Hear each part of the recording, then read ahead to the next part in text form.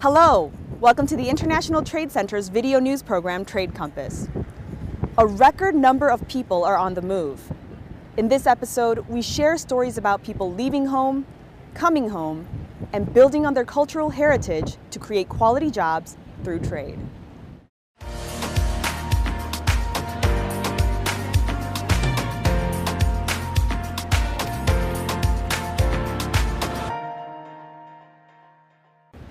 Today, 66 million people are displaced because of conflict, disasters, and lack of opportunities.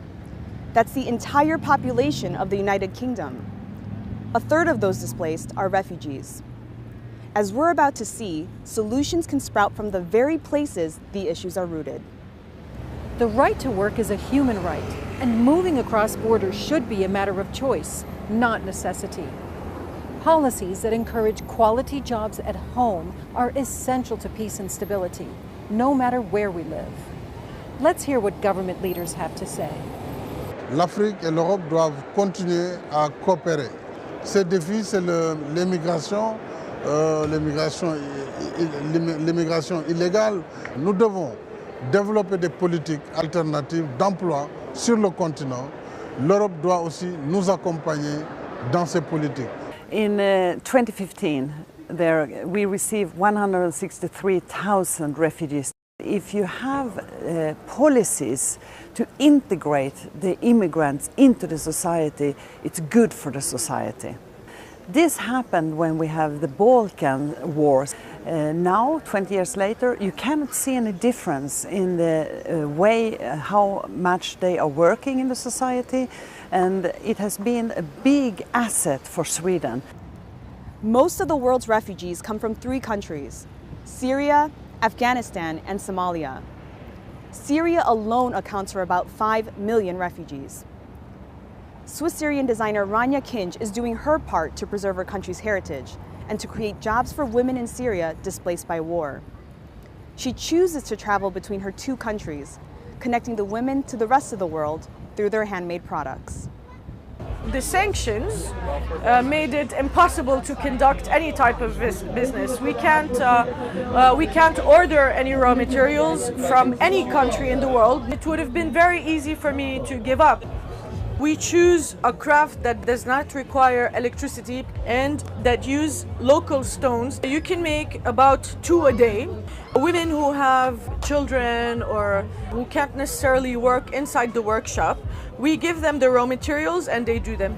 And these beads are threaded beads. This is a typical Syrian craft that is usually passed on from mother to daughter.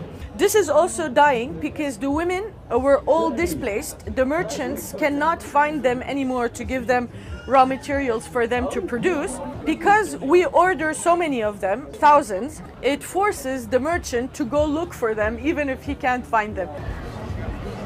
The women who did these are displaced women from the villages in the countryside of Latakia. The original team in Damascus would leave Damascus at 5 o'clock in the morning.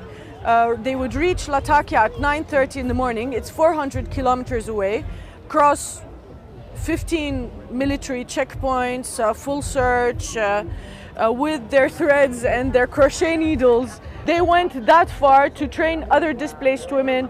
They are making now 4 times the average salary in Syria. So you don't need to have college degrees or even to be literate to make your own living, even if it's in a war zone. We also brought a trainer who trains banks and multinationals inside of Damascus in management and teamwork. And she spent a few hours with them explaining to them how the impact of what they are doing is resonating with the world. After that, I saw many changes in their behavior. Our team went from 20 displaced women to 108 women. People are starting to realize who made my bag matters. The livelihoods of the women is increasing through trade. Trade matters, and this is how the women are able to sustain themselves.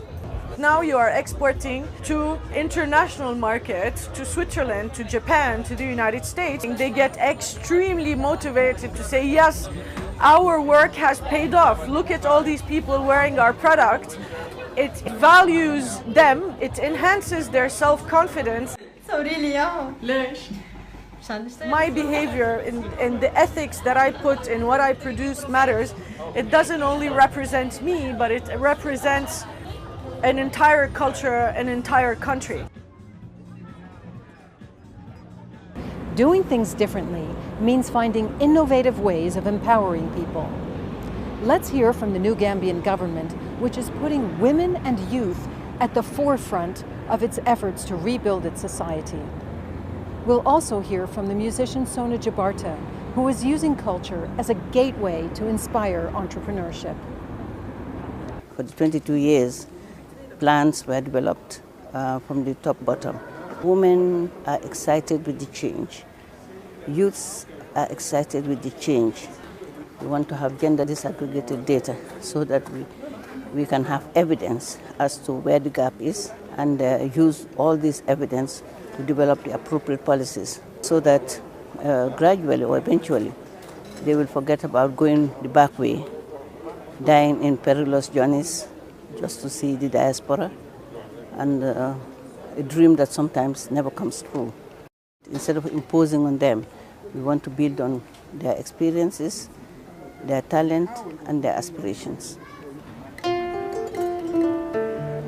This is the kora. It's a 21-string harp from West Africa.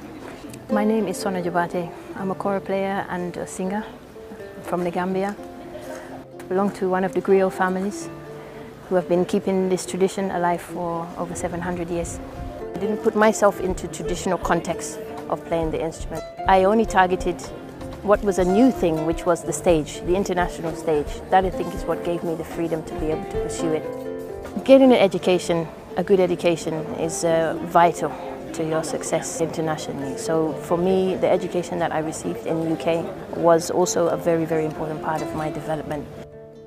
Just as important as going back to Africa, because we are not getting the right expertise coming in, and the people who are best suited to develop the country are Gambians themselves. So we need to find a new way to innovate to make sure that our traditions stay alive. One of the most important ways to do that is to institutionalize aspects of our country industry.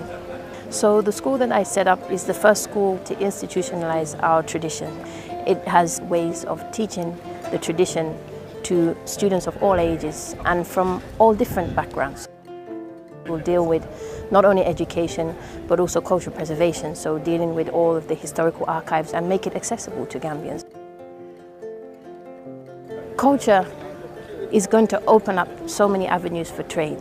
We can use that to train people in areas that they may feel a little bit intimidated to enter.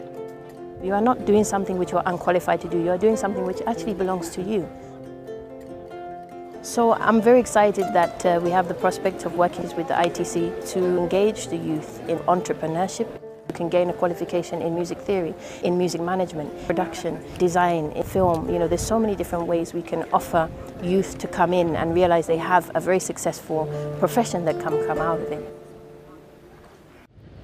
We've met social entrepreneurs who use the diaspora as a springboard for trade, as well as policymakers who support their causes. We hope they've inspired you to tackle this issue in your own way. Thanks so much for joining us on this edition of the International Trade Center's Trade Compass. See you again soon.